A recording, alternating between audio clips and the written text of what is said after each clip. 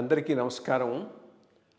IYR talks మొదలుపెట్టి ఎఫెక్టివ్గా postings మొదలుపెట్టి ఒక సంవత్సర కాలం అయింది. ఈ సంవత్సర కాలంలో సబ్స్క్రైబర్స్ బేసు 3,000 నుంచి 33,000 దాకా పెరిగింది. ఐవైఆర్ టాక్స్ను ఆదరిస్తున్న మీ అందరికీ నా ధన్యవాదాలు. భవిష్యత్తులో కూడా ఇదే రకంగా ఐవైఆర్ టాక్స్ని మీరు ఆదరిస్తారని ఆశిస్తూ ఉన్నాను. Thank you. ఒకసారి సీనియర్ పీపుల్ని అప్పుడు ఒక అడ్వర్టైజ్మెంట్ వస్తే డిప్యూటీ డైరెక్టర్ పోస్ట్కి నేను అప్లై చేశాను. చేస్తే ఇంటర్వ్యూలో సార్ నాకు ఎంటెక్ తర్వాత అవార్డు ఇవన్నీ ఆటోమేటిక్గా I was selected. That's how I got in to ఈరోజు చాలామంది నా గురించి హైదరాబాద్ సైబరాబాదు ఎస్టీపీఏలో ఇవన్నీ దానికి మూల కారణము ఆ రోజుల్లో సెంట్రల్ గవర్నమెంట్ పోవడము, ఐటీ పాలసీ మేకింగ్ బాడీ అది డిపార్ట్మెంట్ ఆఫ్ ఎలక్ట్రానిక్, ఇప్పుడు మైటీ అంటారు దాన్ని. అది అందులో జాబ్ రావడము, ఎప్పుడైతే నాకు అందులో డిప్యూటీ డైరెక్టర్ పోస్ట్ వచ్చిందో ఇక్కడ ఏ విధంగా నా కొలీగ్స్ ఐఎస్ఆర్ఓలో నాతో పాటు జాయిన్ అయిన ఇంజనీర్స్ వాళ్ళంతా ఉన్నారు కదా, సైంటిస్టులు, వాళ్ళ లెవెల్కి again got in to the same level. అంటే భగవంతుడు నాకు ఆ లెవెలు అట్లా పెట్టాడు. ప్లస్ నాకు ఎంటెక్ చదువుకోవడానికి అవకాశం ఐఐటీలో ఇచ్చాడు, ఇన్నోవేషన్ అవార్డు కూడా తెప్పించాడు. ప్లస్ ఈ పుష్ట్ మీ అంటే నన్ను లిటరల్గా తోసాడు. ఏదే ఆ రోజుల్లో సాఫ్ట్వేర్ అనేది చాలామందికి తెలియదు.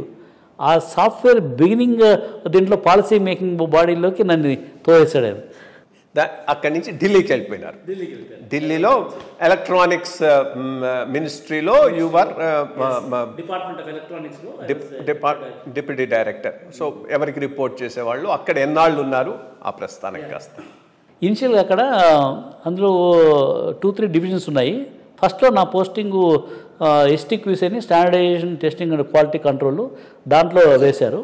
మళ్ళీ అక్కడ నుంచి they moved me to the main head క్వార్టర్స్లో ఒబరాయన్ ఈ was the division head for the software, entire కంట్రీకి సాఫ్ట్వేర్ హెడ్ ఆయన.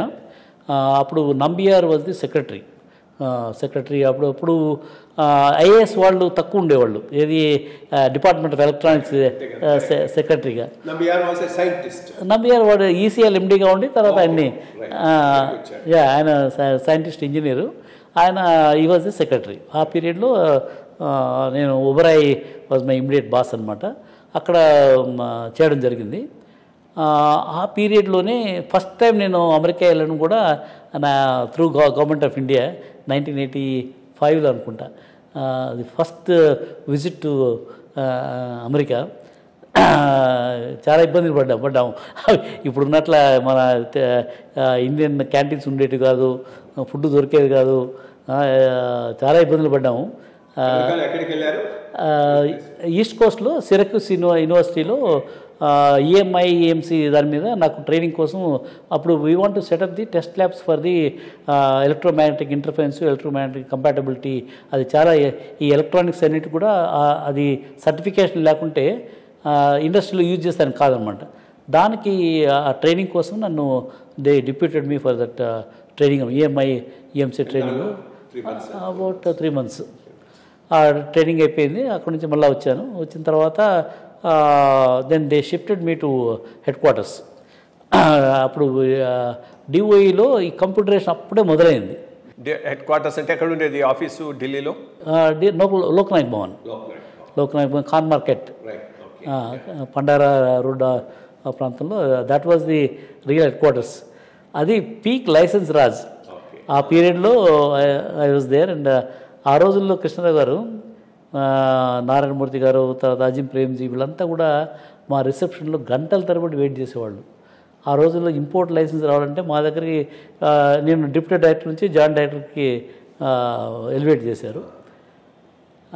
వీళ్ళకి ఇంపోర్ట్ లైసెన్స్ ఇవ్వాలంటే మేము ఆ రోజుల్లో మీకు తెలుసు కదా, గవర్నమెంట్లో గ్రీన్ షీట్స్ ఒకదాని మీద 10 షీట్లు రాసి, ఎందుకు why can't be reject this proposal, ఏదైనా పొరపాటున అప్రూవ్ చేస్తే వీడికి ఇది ఇందులో ఏదో ఉంది, అందుకని అందరూ కూడా ఈ తలకన్న పని ఎందుకు అని చెప్పేసి finally create a justification rejecting.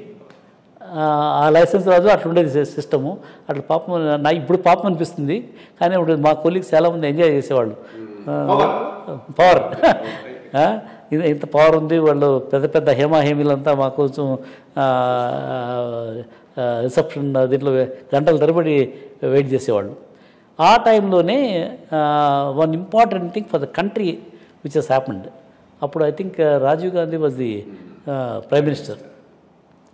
అప్పుడు చాలామంది ఎన్ఆర్ఐలు ఆ పీరియడ్లో వచ్చేవాళ్ళు. వాళ్ళ తర్వాత ఏది ఒక లైసెన్స్ కాదు, యూఈ లైసెన్స్ కావాలంటే inter ministerial standing sub committee అని ఆల్ మినిస్ట్రీ రిప్రజెంటేటివ్స్ ఉండే. వన్స్ ఇన్ క్వార్టర్ వాళ్ళు కలిసేవాళ్ళు. వాళ్ళ దగ్గర ప్రపోజల్స్ పోతే ఒక మీటింగ్ కాదు, 3-4 మీటింగ్స్ అయిన తర్వాత వాళ్ళకి అప్రూవ్ అయ్యేది. ఆల్మోస్ట్ 1 year పట్టేది అదొకటి. తర్వాత ఏదైనా ఇంపోర్ట్ చేసుకోవాలంటే ఆల్మోస్ట్ 8 months to 1 year. ఇట్లా చాలామంది ఎన్ఆర్ఐలు వచ్చి ఫ్రస్ట్రేట్ అయిపోయేసి వెనక్కి వెళ్ళిపోయేవాళ్ళు.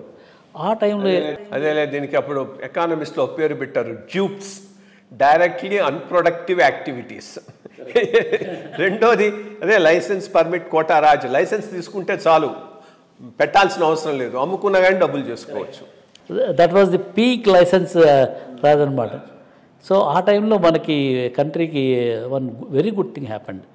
ఈ టెక్సాస్ ఇన్స్ట్రుమెంట్స్ వాళ్ళు అప్పటికి ఏమైందంటే మన ఇన్ఫోసిస్, టీసీఎస్ వీళ్ళంతా కూడా బాడీ షాపింగ్ చేసేవాళ్ళు. ఇక్కడ ఏం లేదు కదా, డెవలప్మెంట్ పెట్టడానికి లేదు. ఎందుకంటే ఇన్ని ఎక్స్పోర్ట్ చేయాలంటే కృష్ణరావు గారు ఏదైనా సాఫ్ట్వేర్ తయారు చేసి ఎక్స్పోర్ట్ చేయాలంటే RBI is to take there own time. 3 months to 6 months వీళ్ళవన్నీ పేపర్లు చూసి అంతవరకు డబ్బులు వచ్చేది కాదు. అందుకని it was very difficult for anybody to become a entrepreneur here. అందుకని అందరూ ఏం చేసేవాళ్ళు, సింపుల్గా ఏంటంటే ఇక్కడ ఐఐటీస్కి పోవడము, రిక్రూట్ చేయడము, వాళ్ళని తీసుకుపోయి ఒక కంపెనీ బాడీ షాపింగ్ అనేవాళ్ళు. అందరూ అదే పని, టీసీఎస్ అదే పని చేసేది, ఇన్ఫోసిస్ చేసేది. సత్యం తిరిగి ఇక్కడ లేదు, వీళ్ళని అక్కడికి పంపించేస్తే అక్కడ at least they will do some work. They use to get some revenue కదా. అట్లా వీళ్ళంతా దేశ్ టు స్లాగ్ లేదట్. ఫార్చునేట్గా ఆ టైంలో ఏంటంటే టెక్సాస్ ఇన్స్ట్రుమెంట్స్లో దే హ్యావ్ సీన్ మన ఇక్కడ నుంచి వెళ్ళిన ఇంజనీర్స్,